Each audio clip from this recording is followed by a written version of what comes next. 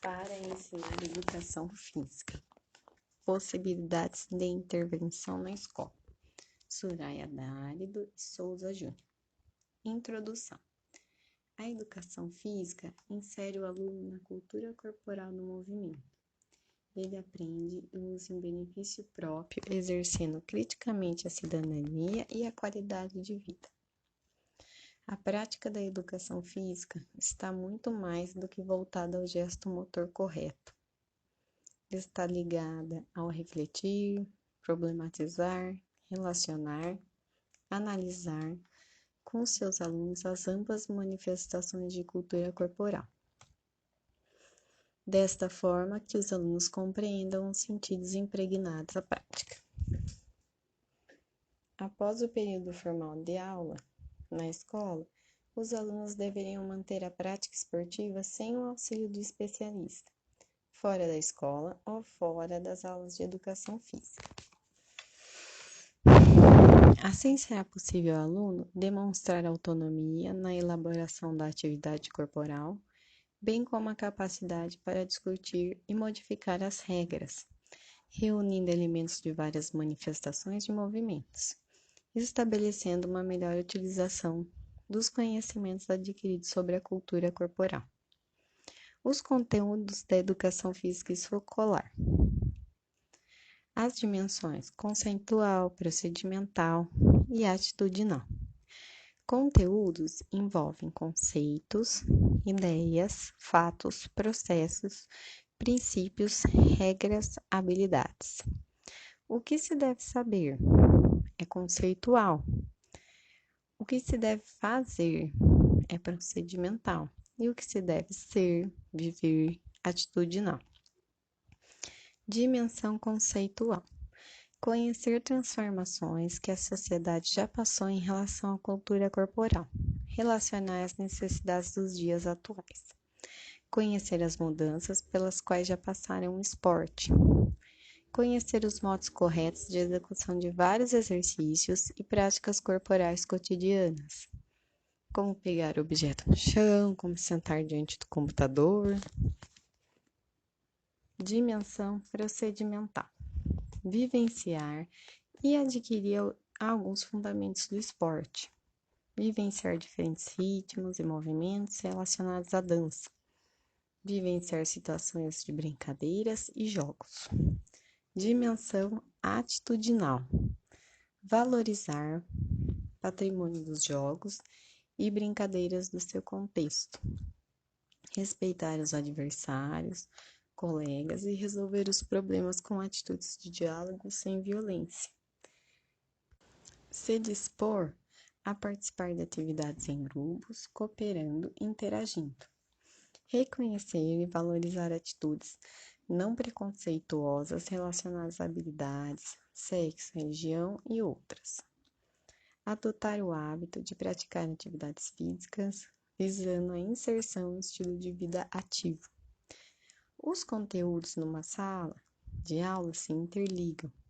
Na escola é ensinado como resolver situações-problema, selecionar informações pertinentes e conhecimentos disponíveis para enfrentar situações novas e inesperadas, saber trabalhar em equipe, ser solidário com os colegas, respeitar e valorizar o trabalho dos outros. A educação física foi voltada a conteúdos procedimentais, porém indiretamente se ligavam a conteúdos atitudinais. Conceitos e valores como conteúdos com o mesmo nível de importância. Devem existir uma atitude pedagógica com a educação física, englobando tudo isso. Que conteúdos os alunos devem adquirir a respeito da educação física, a fim de se tornarem preparados e aptos para enfrentar as exigências da vida social. O exercício da cidadania e as lutas pela melhoria das condições de vida e trabalho de lazer. Por que diversificar e aprofundar os conteúdos? A diversificação dos conteúdos não acontece por falta de espaço, motivação, material, comodismo, falta de aceitação desses conteúdos na sociedade? Ou o professor apenas desenvolve o conteúdo que ele tem habilidade? É importante para aumentar a adesão à prática da educação física, proporcionar, além dos esportes tradicionais, a aula deve envolver todos os alunos, quanto aos conteúdos propostos, aprofundar os conhecimentos tratando das 3 dimensões. Sugestões metodológicas. Ponto de partida da inclusão. Quando o professor desenvolve efetivamente uma atitude inclusiva, quando apoia, estimula, incentiva, valoriza, promove e acolhe o estudante, se o professor acredita que o aluno não pode aprender, acaba convencendo esse aluno, não por meio de palavras, mas por seu jeito de agir, expressão, seu tom de voz. Contextualização. O aluno tem que ser retirado do processo passivo de conhecimento. Cabe ao professor se atentar aos temas de interesse dos alunos, revendo cientificamente a importância dessas questões e passando a tratá-las pedagogicamente em suas aulas, de um modo que torne a aprendizagem mais significativa para o aluno. Interdisciplinaridade. Relação e diálogo permanente de um conhecimento com outro. Não deve haver uma justaposição ao mesmo tempo que se evita a diluição delas em generalidades. Para além do esporte. Conteúdos de dança, esporte na natureza, conhecimento sobre o próprio corpo e jogos também devem fazer parte das aulas de educação física. A construção do projeto pedagógico na escola. Os alunos do ensino médio são liberados de ter aula de educação física, com o pressuposto que já têm um gasto energético devido ao trabalho. Porém, então, pensando nessas aulas com olhar apenas fisiológico e energético, desconhece a possibilidade de adequação dos conteúdos e metodologias às características dos alunos, aspectos ergonômicos, trabalho, lazer, exercícios de relaxamento e compensação muscular. Hemerotecas e painel de notícias. O professor de educação física pode fazer notícias apenas de dados relacionados aos conteúdos trabalhados em aula. Utilização de vídeo. Desde que permita estabelecer relação com o tema que estão sendo abordados em aulas, se torna útil. Assistir todo o filme para ver seu conteúdo, preparar antes da aplicação um relatório do que se deverá ser observado. Antes de iniciar o filme, conversar com os alunos a questão a ser observada. Coleta de informações na internet e na mídia. Proporcionar ações de autonomia por parte do aluno. Flexibilização de uso de materiais alternativos e espaço. Para ensinar educação física, realizar palestras, oficinas e aulas abertas, com pessoas ligadas à cultura corporal, que possam também participar. Dessa forma, a comunidade se aproxima da escola. Turmas heterogêneas para ter a participação de todos os professores. Devem frisar que não visa o rendimento, valorizando as diversas formas de expressão. Avaliação. Deve-se demonstrar útil para as partes envolvidas, contribuindo para o autoconhecimento, análise, alcançar objetivos, processo contínuo de diagnóstico da situação. Para o estudante, a avaliação ajuda a ver os processos de conquistas, dificuldades e possibilidades. Escola permite reconhecer prioridades e localizar ações educacionais que demandam maior apoio. Os alunos podem ser avaliados sistematicamente em observação de aulas, atitudes de vivência, perguntas e respostas formuladas durante a aula, específica por escrito, oralmente, pesquisas, relatórios. A avaliação processual tem como objetivo saber como o aluno está e quando o seu progresso, e qual é o seu progresso. Esta é a avaliação formativa. A avaliação do aluno no final do processo com tudo o que aprendeu, suas atuais possibilidades de desenvolvimento total é a somativa. Avaliação e as dimensões dos conteúdos. Na dimensão conceitual, mensurar na produção da avaliação o que realmente importa, o aluno saber, que faz diferença para a formação dele saber. Deve-se observar o uso dos conceitos em trabalhos de equipe, debates, exposições e, sobretudo, entre os diálogos dos alunos e com o professor, não apenas a utilização de provas escritas. Dimensão atitudinal. Deve ser observada em situações de conflitos, sentimentos, emoções, comportamentos. O debate, o diálogo e a pesquisa são formas de auxiliar o aluno a construir um ponto de vista amplo. Avaliação procedimental. Observar capacidade que o aluno tem de saber determinada informação e passá-la para a prática. Até que pontos os alunos sabem? Até que ponto o aluno sabe jogar, dançar, fazer pesquisa? Futebol. A vivência do futebol. A princípio, para o jogo, deve ser que os alunos participantes são diferentes, têm experiências anteriores diferentes em relação ao futebol, mas todos devem experimentar os jogos, seus benefícios e ser respeitadas as diferenças. Converse com a turma como é a melhor forma de dividir as equipes de futebol, de forma que haja equilíbrio técnico e todos possam vivenciar o esporte sem pressão de nível de rendimento. Discussão da vivência. Questões interessantes de se levar ao grupo. É importante todos os alunos participarem do jogo? É justo? No futebol da TV é assim? Todos podem jogar? Quais são as diferenças do futebol jogado na escola e nos grandes clubes? Você sabe como começou o futebol no Brasil? No início do futebol no Brasil, todas as pessoas podiam jogar? Se fossem habilidosas? Ou havia outro critério? O que mudou? Futebol e cultura.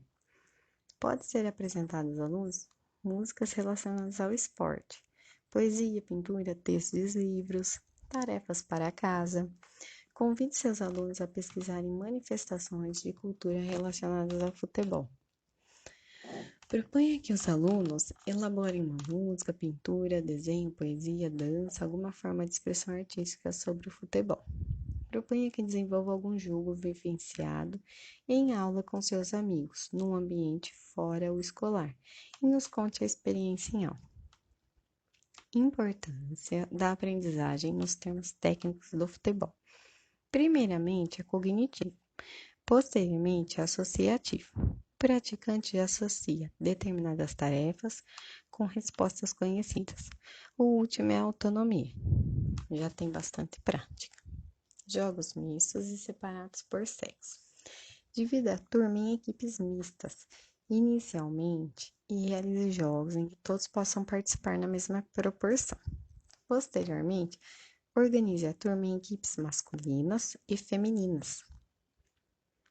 Em um terceiro momento, organize equipes mistas novamente. Procure, juntamente com os alunos, adaptar regras que facilite a maior participação das meninas na partida. O futebol feminino. Iniciou-se em meados de 1980 com a equipe Radar. Usar a beleza para aumentar o número de adeptos pelo futebol, principalmente chamar a atenção do público masculino. Basquetebol acrobático. Inicialmente, as equipes eram apenas de homens, posteriormente entre mulheres e brancos. Aula de basquetebol. Primeiro se inicia com informações e história, posteriormente proporcionar aos alunos o conhecimento de passes, dribles, vivência de jogos, utilizando técnica e tática, ensinados para casa, pesquisa sobre o que se aprendeu nas aulas. Funções desses passes e dribles: assistir um jogo de basquete com alunos, observando os passes e corridas durante o jogo. Jogos coletivos, onde todos se ajudam para ganhar o jogo. Hora de aprender arremessos, quanto maior quantidade de experiências, melhor. Cooperação. Saber a importância de passar a bola, não realizar o jogo sozinho, Cada posição tem a sua necessidade no jogo. Buscar espaços. Estratégia de jogo. Usar toda a quadra enquanto nos deslocamos. Não olhar para a bola e sim para frente. O espaço mais importante da quadra é o garrafão, tanto quando atacamos e quando nos defendemos. Organizar um jogo de basquetebol com toda a turma, elaborando regras com os próprios alunos. Todos devem jogar e participar em vários papéis. Voleibol. Preparar uma estratégia importante da ética durante o jogo. Jogos e brincadeiras. Possuem sua própria regra que deve ser respeitada para ocorrer, e geralmente são as brincadeiras pertencentes à nossa cultura. O ser humano é lúdico, portanto o jogo é importante para sua existência. Jogos são competitivos, recreativos e cooperativos. Nos jogos de cooperação, a distância entre os jogadores é menor. Já nos jogos competitivos, a distância entre os jogadores é maior. Em alguns jogos, a mistura das características do jogo de competição e cooperação. Dança e ritmo. Danças da moda. A escola deve incentivar as danças divulgadas pela mídia. A escola deve apresentar ritmos e danças que façam alunos se interessarem. Forró. Nome vindo da imprensa pernambucana, vindo de lugares onde tinham festas populares, forró-bodó e forró-bo-dança. Capacidade física são ações musculares e processos motores que dizem respeito à formação corporal e à técnica dos movimentos, qualidades que fazem parte do nosso corpo. Resistência de força é a capacidade que envolve a resistência muscular, capacidade do músculo resistir ao cansaço depois de muita contração. Força é a qualidade física que permite ao músculo ou grupo muscular de produzir uma tensão e vencer uma resistência na ação de empurrar, levantar, tracionar. Força de explosão é a força máxima feita num curto tempo possível. Velocidade, fazer um movimento num curto espaço de tempo. Agilidade, se deslocar de um ponto a outro o mais rápido possível. Equilíbrio, capacidade de manter o corpo estável em uma posição estática ou não. Flexibilidade é a capacidade dos movimentos articulares o mais amplo possível em todas as direções.